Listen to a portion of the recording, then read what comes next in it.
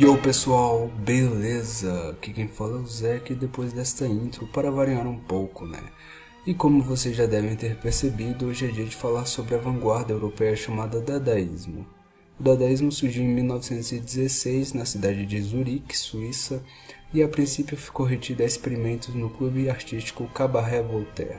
Lá havia uma espécie de palco onde os dadaístas se apresentavam uns aos outros e faziam reuniões. O nome dadaísmo vem da palavra em francês dada, que quer dizer cavalo de pau. Alguns estudiosos discordam do modo de como eles escolheram essa palavra, muitos afirmam que eles escolheram ao acaso no dicionário. O propósito em si, assim como a palavra, não nos leva a um objetivo claro e direto. O movimento lidaria com a falta de sentido em suas criações. Especula-se que dada lembra a linguagem inicial dos bebês, que não tem nexo.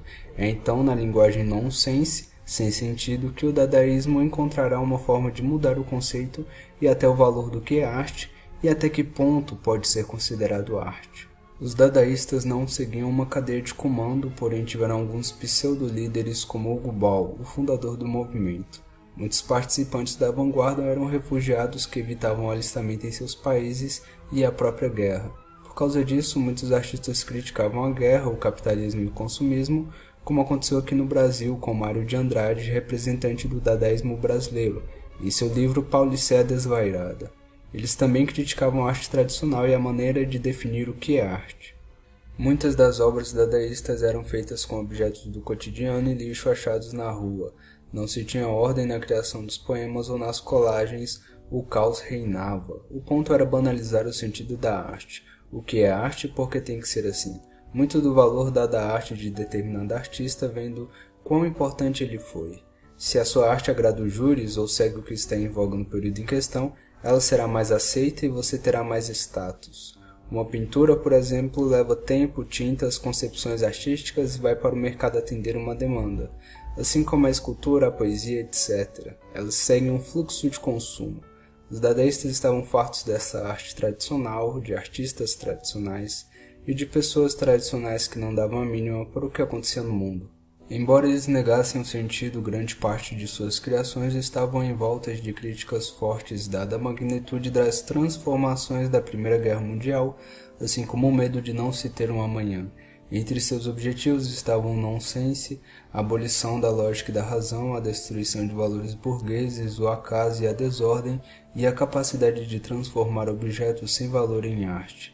Junto a Hugo Ball estavam Marcel Duchamp, Hans Arp, Max Ernst, Man Ray, Hannah Hoch, Raoul Hausmann e Tristan Tzara. Me desculpem se eu pronunciei algum nome de forma errada. Hannah Hoch foi um dos pilares do dadaísmo, sendo precursora da fotomontagem. Hoch teve aulas bem cedo sobre artes e desenhos em Berlim. Em 1915 ela conhece e se relaciona com Raoul Hausmann e conhece o dadaísmo, aderindo a ele de imediato. Em suas montagens, Hoch criticava os costumes antigos das mulheres alemãs e seu papel de gênero na sociedade, lutando por uma igualdade que só iria florescer décadas mais tarde. Mesmo depois de romper com Hausmann, ela continuou contribuindo com o dadaísmo e chegou a conhecer Mondrian. Teve ainda de se esconder em 1940 com a vinda do Terceiro Reich, pois ela foi citada na lista de artistas degenerados. Suas obras nunca ganharam notoriedade em vida, porém nunca parou de produzir. Delas temos Incisão com faca de cozinha, As Garotas, Roma Modern Show, Money Warriors, The Sweet On e Autorretrato. Raoul Hausmann foi um importante artista plástico e poeta austríaco. Bem cedo teve que se mudar para Berlim, lá aprendeu a pintar com seu pai e se interessa pelo expressionismo. Já em 1913 deixou a pintura para começar a estudar filosofia e poesia e publica alguns artigos e poemas em revistas locais. Em 1917 conhece o dadaísmo e funda o Clube Dada em Berlim, onde cria seu manifesto dadaísta e se torna representante do dadaísmo na Alemanha. Nesta época ele desenvolveu criações utilizando a técnica de fotomontagem. Em 1920 ele começa a escrever o romance Riley e desenvolve os princípios de um instrumento chamado optofone, que converteria imagens em sons, criando poemas optofonéticos. Infelizmente eu não achei foto alguma do invento. Em 1930 ele teve de mudar para a Espanha após também ser incluído na lista de Hitler. Após a guerra ele se muda para Paris, onde viveu recluso até o dia de sua morte. Algumas de suas obras são A Cabeça Mecânica, A Arte Crítica, Autorretrato e Colagens. Marcel Duchamp foi um pintor e escultor, talvez o mais conhecido dos dadaístas. Ele começou a pintar aos 14 anos e mais tarde tentou entrar na Academia de Belas Artes, porém é reprovado. No entanto, seu talento humorístico é bem-vindo, e ele ingressa na Academia Julian. No início ele foi influenciado pelo impressionismo e em 1911 passa a pintar com traços cubistas, como é visto em Sonata. Em 1913, ele cria um conjunto de obras que misturavam objetos sem valor com conceitos artísticos e criou os handmade.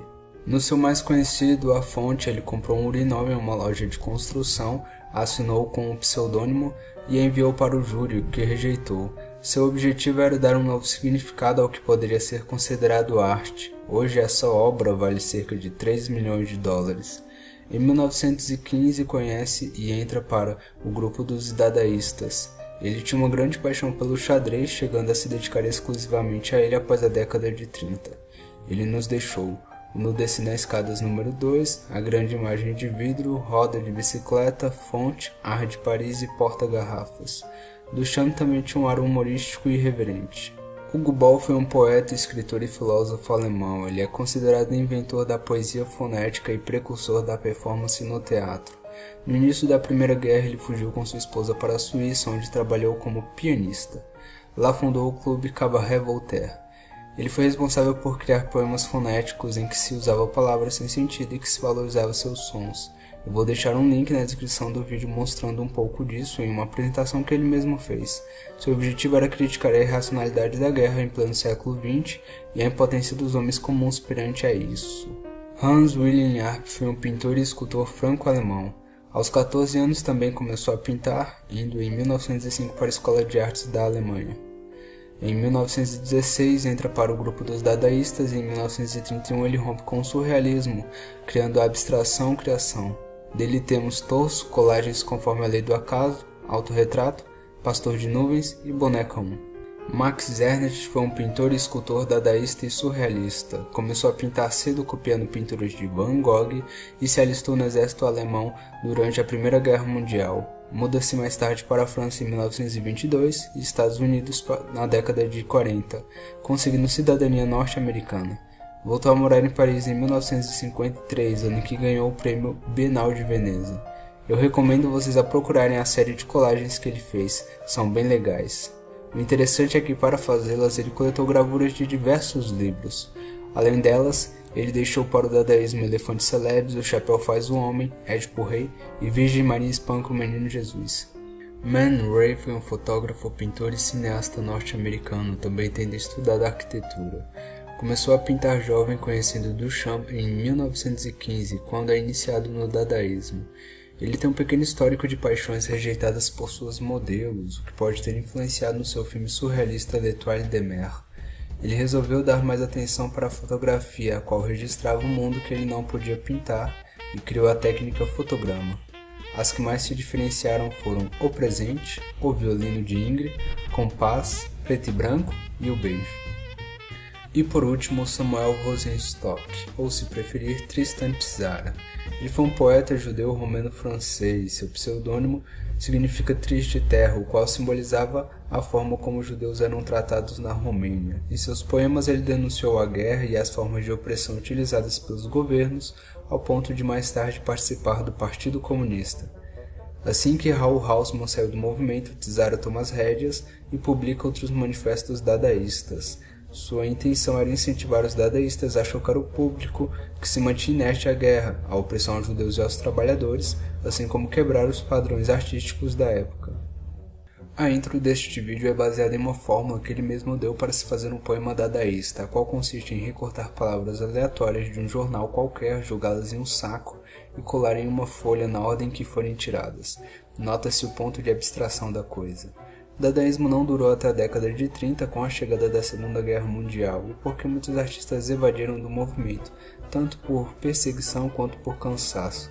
Apesar de parecer que muito do que eles faziam era puro balbuciar do Dada, eles mostravam por meio de suas obras a insignificância do homem e o absurdo da guerra, que somos como um castelo de areia que vem a ser varrido por qualquer onda do mar.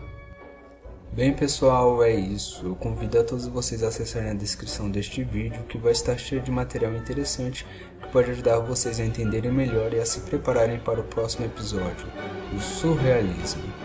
Este episódio foi de longe o mais difícil da segunda temporada de se produzir. Muitas das informações que eu achei estão fragmentadas. Levou tempo para juntar tudo em um vídeo. Fazia tempo que eu não falava de tantos artistas envolvidos e não podia deixar de fora Hannah Rock, a única mulher participante do grupo. Semana passada eu subi um vídeo aqui no canal sobre uma animação que eu fiz. Se puderem ver e dar uma força, eu agradeço. Chama-se O Voo da Borboleta. Se você gostou desse vídeo e quer valorizar o esforço, deixa um like triplo. Se não gostou porque é um episódio muito grande, sinto muito. Quer acompanhar o canal e ver mais vídeos sobre história da arte, clique em se inscrever e ative o sininho para não perder nenhum vídeo. Curte Arte e Educação no Facebook, lá eu posto meus desenhos. Muito obrigado por tudo, valeu, falou, eu fui.